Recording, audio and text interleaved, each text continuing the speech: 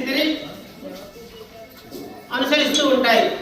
కానీ ఈ వైకుంఠ ఏకాదశి రోజున మాత్రం ఉత్తర ద్వారాన్ని తెరిచి ఉత్తర ద్వారం గుండా లోపలికి వచ్చి స్వామి దర్శనం చేసుకోవాలని చెబుతారు.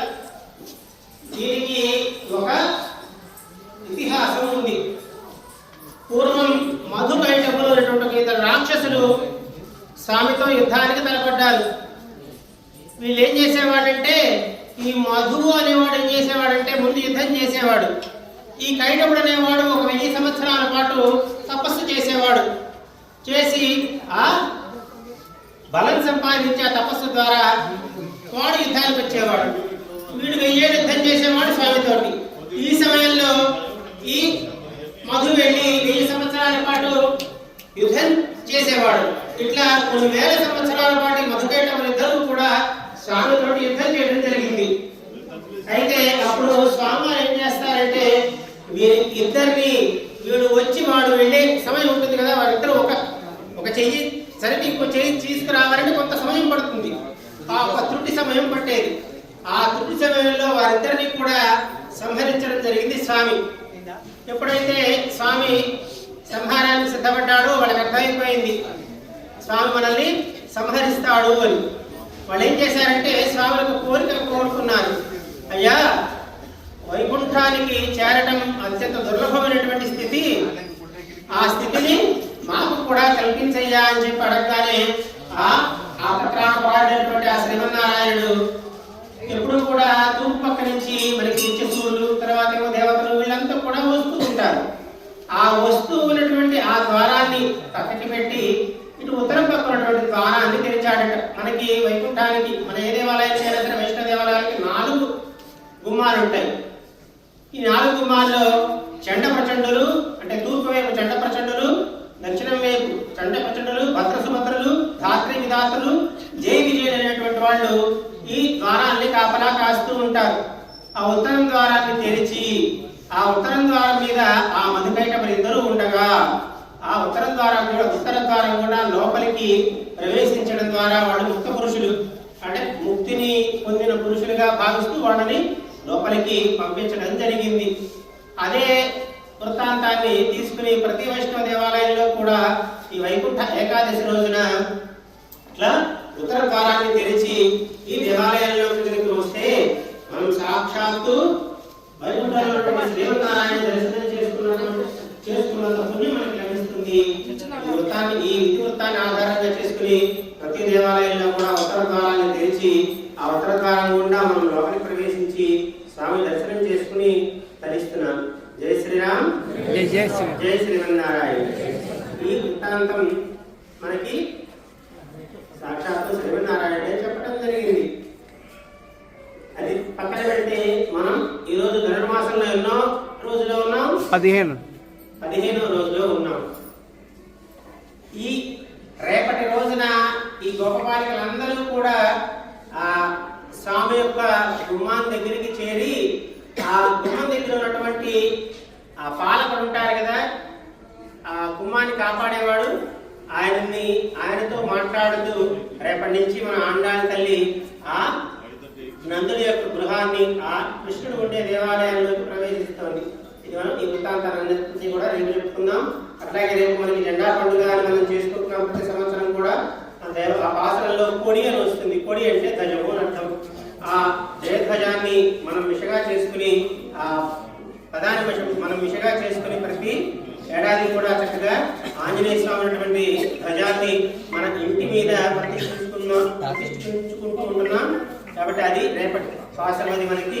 కాబట్టి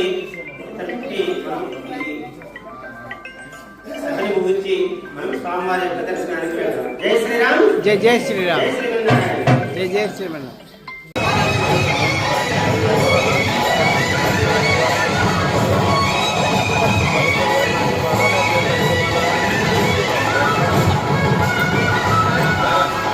బాబాయ్ కావాలంటే మా బాబాయ్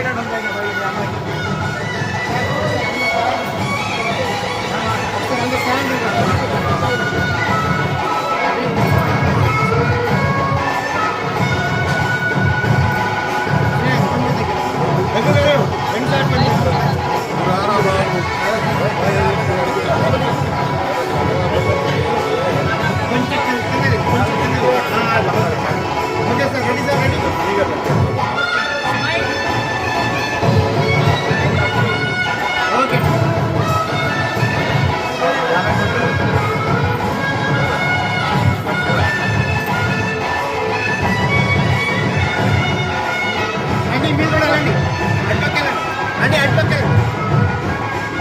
రెండో పేజీ చెప్పు, ఒక పేజీ కాదు, రెండో పేజీ లేదా? ఆ ఒక పేజీ ఇచ్చాను కదా.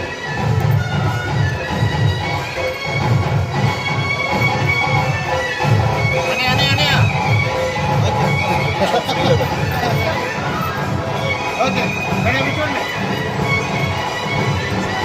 Okay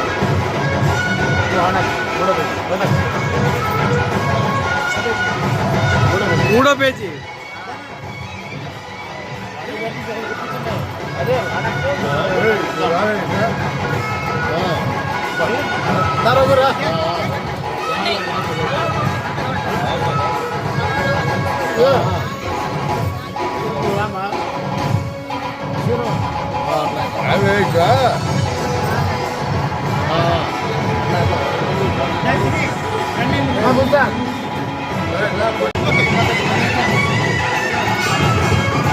okay okay ready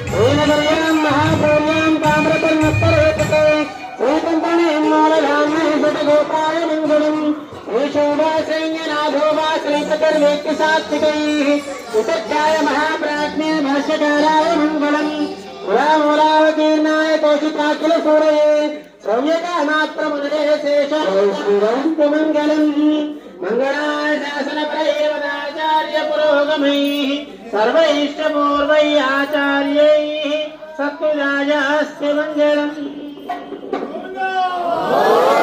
Govind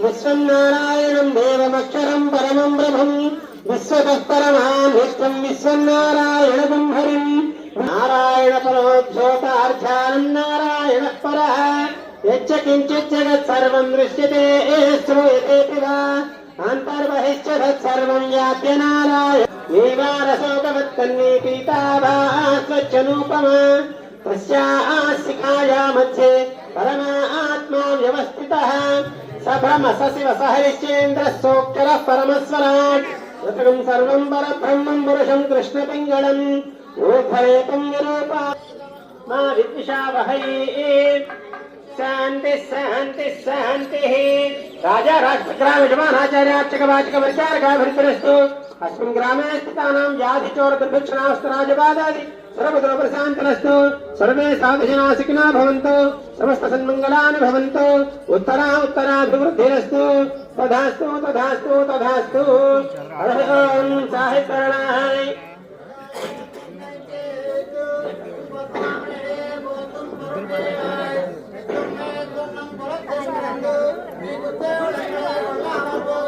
கூட்டாய் பறைவான் என்னை அம்முந்தோம் இறங்கிலோரும் எல்லே இலங்கிலே என்ன உறங்குதையோ செல்லுண்டதே என் நங்கை மேற் போதருகின்றேன் வல்லை உன் கட்டுரைகள் பண்டேயின் வாயிலிடம் வல்லேர்கள்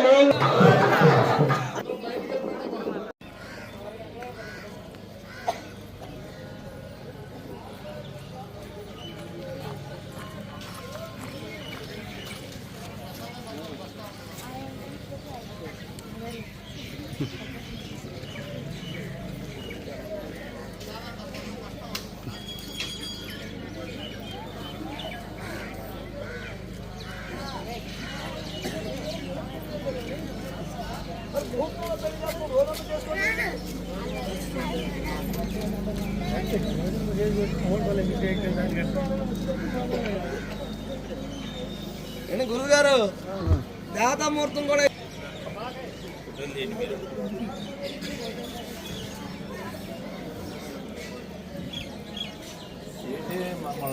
బజార్ జనాన్ని చూడటానికి నుంచి పెట్టారా ఏంటి సిస్టమ్ మార్చారా లేదు రానివరా ఏంటి